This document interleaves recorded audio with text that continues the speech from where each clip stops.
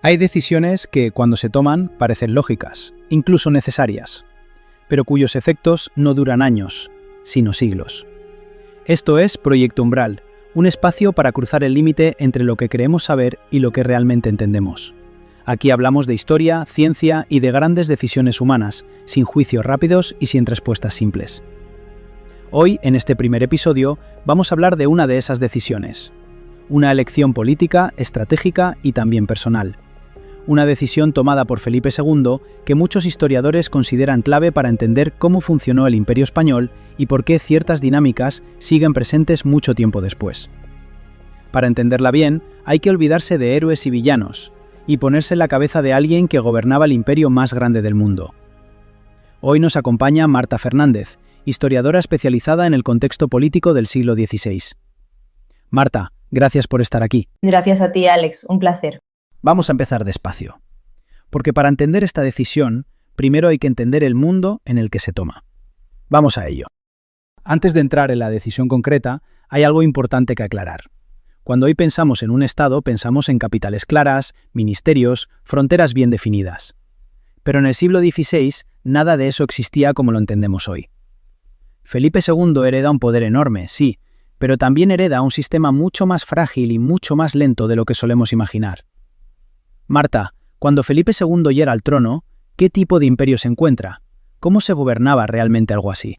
Se encuentra con algo que hoy nos resulta casi inconcebible.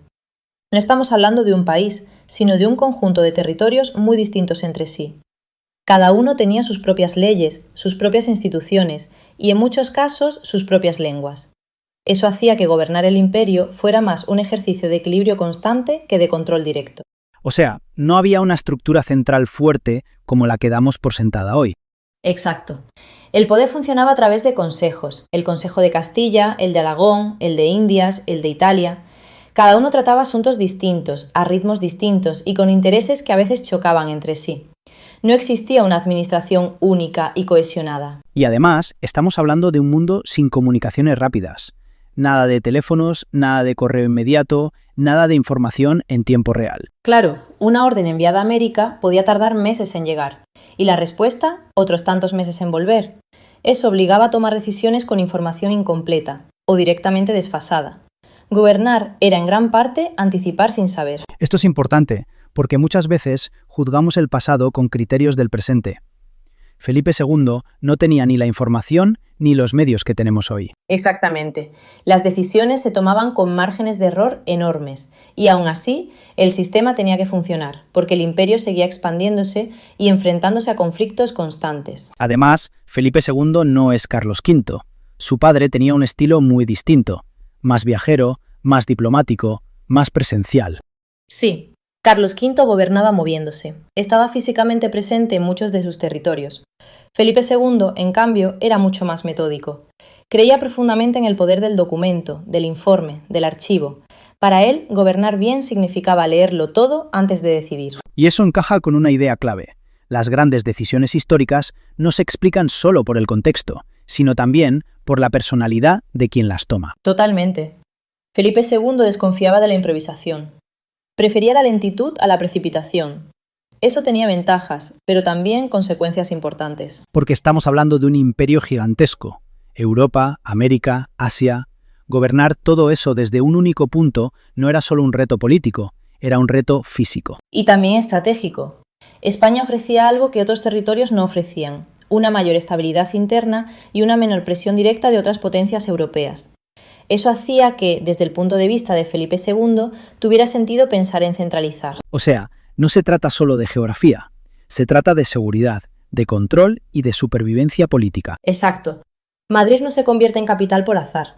Es una elección pensada para minimizar riesgos en un contexto muy inestable. Y aquí todavía no hemos entrado en la decisión concreta.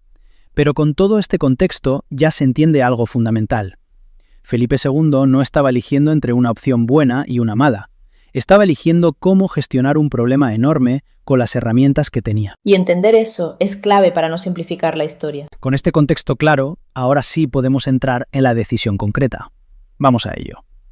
Con todo este contexto sobre la mesa, ahora sí podemos entrar en la decisión concreta. Porque aquí es donde, con el paso del tiempo, la historia se suele simplificar demasiado. Felipe II decide fijar la corte y el centro del poder del imperio en un lugar estable. Y ese lugar acaba siendo Madrid. Dicho así, puede parecer una decisión casi administrativa, pero en su momento supuso un cambio profundo en la forma de gobernar. Marta, ¿esto ocurre de golpe o es un proceso gradual? Es un proceso gradual. Felipe II no toma esta decisión de un día para otro. Va reduciendo progresivamente sus desplazamientos y concentrando cada vez más la toma de decisiones en un único lugar. A lo largo de la década de 1560, ese modelo se consolida y deja de ser algo provisional. O sea, no es un cambio improvisado, sino una evolución consciente hacia otra forma de gobernar. Exacto. Felipe II empieza a ver que gobernar viajando no es compatible con la cantidad de información que maneja.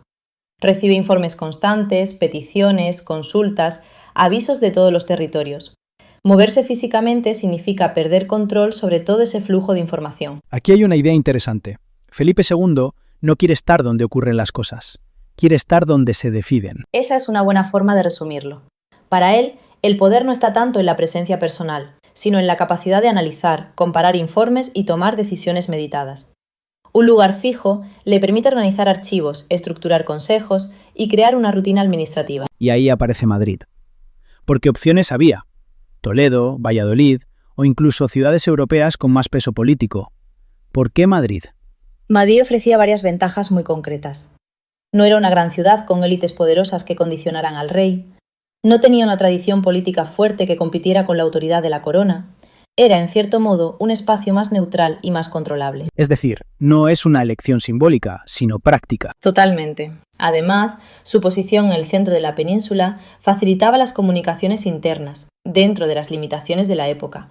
Pero hay otro factor importante, la distancia respecto a los grandes focos de conflicto europeos. Eso es clave. Gobernar desde Flandes o Italia significaba estar sometido a una presión constante, militar, diplomática y política. Exacto. Madrid permitía a Felipe II gobernar con más calma. No estaba en primera línea del conflicto, pero seguía teniendo capacidad de intervención. Desde su punto de vista, eso era una ventaja enorme. Esto rompe con una idea bastante extendida. A veces se dice que Felipe II se encierra, que se aísla. Pero aquí parece más bien una búsqueda deliberada de control y estabilidad. Sí, Felipe II no se retira del mundo, centraliza el mundo. Cree que desde un punto fijo puede coordinar mejor un imperio global. ¿Y a corto plazo funciona? Porque esa es la pregunta clave. Durante un tiempo sí. La administración se ordena, los consejos funcionan con mayor regularidad y se crean archivos sistemáticos. Desde la perspectiva de Felipe II, el sistema mejora la gobernabilidad. O sea, no estamos ante una mala decisión ni ante un error evidente. Es una decisión que da resultados, al menos al principio. Exacto. El problema no es la intención ni el diseño inicial. El problema aparece cuando ese modelo se enfrenta a la complejidad real de un imperio que sigue creciendo. Aquí hay algo importante para quien nos escucha. Cuando hoy hablamos de centralización, tendemos a verlo como algo negativo. Pero en el siglo XVI, centralizar significaba poner orden en el caos. Así es. Felipe II no está pensando en crear rigidez, sino en evitar el descontrol. Eso es lo que hace que la decisión sea comprensible en su contexto. Pero toda decisión tiene consecuencias, y cuando el imperio sigue creciendo, ese mismo modelo empieza a mostrar sus límites. Vamos a ver qué ocurre entonces. Vale, hasta aquí todo tiene bastante sentido. Felipe II centraliza, pone orden, crea un sistema más controlado, y durante un tiempo funciona. Pero aquí es donde la cosa empieza a complicarse. Porque una decisión puede ser lógica y aún así generar problemas. Marta, cuando este modelo ya está en marcha, ¿qué empieza a fallar primero? Empiezan a fallar cosas pequeñas. Y eso es lo peligroso. No es un colapso inmediato ni una gran crisis visible. Es más bien una acumulación de retrasos, de decisiones que llegan tarde, de problemas locales que no se resuelven a tiempo. O sea, no explota nada, pero se va tensando. Exacto. Cuando todo depende de un centro, ese centro se convierte en un cuello de botella.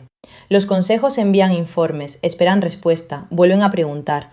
Y mientras tanto, en los territorios, la realidad sigue avanzando. Esto me recuerda un poco a cuando una empresa crece mucho, pero todas las decisiones siguen pasando por una sola persona.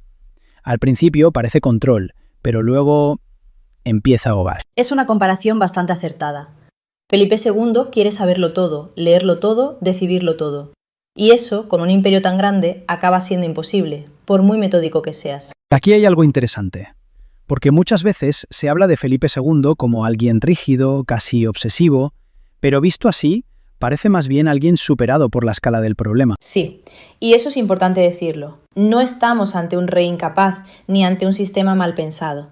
Estamos ante un modelo que funciona hasta que deja de hacerlo porque el mundo se vuelve demasiado complejo. Y cuando dices demasiado complejo, hablas de distancias, de guerras, de economías distintas, pero también de tiempos, ¿no? Muchísimo. El tiempo es clave. Cuando una decisión tarda meses en ir y volver, pierde eficacia. Y eso genera frustración en gobernadores, en militares, en administradores locales, que sienten que Madrid no llega. Aquí imagino una sensación muy humana, la de estar lejos del centro, en una frontera, con un problema urgente, y pensar, esto en Madrid no lo ven. Exactamente. Y eso no significa que Madrid no quiera verlo, significa que no puede reaccionar a la velocidad necesaria. Ahí es donde el sistema empieza a mostrar sus límites. Y sin embargo, Felipe II sigue confiando en ese modelo. No da marcha atrás, no vuelve al sistema itinerante. No, porque desde su punto de vista, la alternativa es el caos. Mover la corte constantemente significaría perder archivos, romper rutinas administrativas y volver a una gestión más improvisada. Y eso es justo lo que él quiere evitar. O sea, está atrapado en su propia decisión. Cambiarla tiene costes, mantenerla también. Sí, y eso es algo muy humano. A veces no eliges entre una opción buena y una mala, sino entre dos opciones cada vez más difíciles. Esto cambia bastante la forma en la que solemos mirar esta etapa. No como un error claro, sino como una decisión que envejece mal. Esa es una buena forma de decirlo. Funciona en un momento concreto, con unas condiciones concretas, pero el imperio no se detiene y el modelo no se adapta al mismo ritmo. Y aquí es donde la historia se pone interesante, porque las decisiones no solo se juzgan por cómo nacen, sino por cómo resisten el paso del tiempo. Y eso nos lleva a la pregunta final. ¿Qué queda de todo esto? Llegados a este punto, es tentador buscar un veredicto, decidir si aquello fue un acierto o un error histórico. Pero cuanto más te acercas, más difícil es responder con un sí o un no. Porque la decisión de Felipe II no es una jugada brillante ni una torpeza evidente. Es una respuesta humana a un problema descomunal. Exacto. Tendemos a juzgar el pasado como si quienes tomaron decisiones tuvieran todas las opciones abiertas, y casi nunca es así. Felipe II eligió entre lo que tenía delante, no entre lo que hoy sabemos que podría haber pasado. Y eso conecta con algo que va más allá de la historia, porque todos, en algún momento, tomamos decisiones que funcionan durante un tiempo y luego empiezan a mostrar grietas. Sí, las decisiones no fallan de golpe, se desgastan. Cambian las circunstancias, cambia el entorno, y lo que antes era una solución empieza a convertirse en un problema. Quizá por eso este episodio no va solo de Madrid, ni solo del siglo XVI. Va de cómo gestionamos la complejidad, de cuánto control creemos necesitar, y de cuándo ese control empieza a jugar en nuestra contra. La historia nos sirve tanto para señalar culpables como para entender procesos. Y en ese sentido, la decisión de Felipe II es una lección abierta, no cerrada. Me gusta esa idea, una lección abierta. Porque mirar atrás no es para juzgar mejor, sino para pensar mejor cuando nos toca decidir. Exacto, y además nos recuerda algo importante, que tomar decisiones complejas siempre implica aceptar que no todo se puede prever, y que muchas veces lo más honesto que se puede hacer es elegir lo que parece mejor con la información que se tiene en ese momento. Marta, muchísimas gracias por ayudarnos a entender esta decisión con todos sus matices. Ha sido un placer escucharte. Gracias a ti, Alex, y gracias también a quienes nos escuchan por tomarse el tiempo de mirar la historia con calma. Esto ha sido Proyecto Umbral, un espacio para detenernos un momento antes de sacar conclusiones rápidas. Si este episodio te ha hecho pensar, aunque sea un poco, el objetivo está cumplido. Nos escuchamos en el próximo Umbral.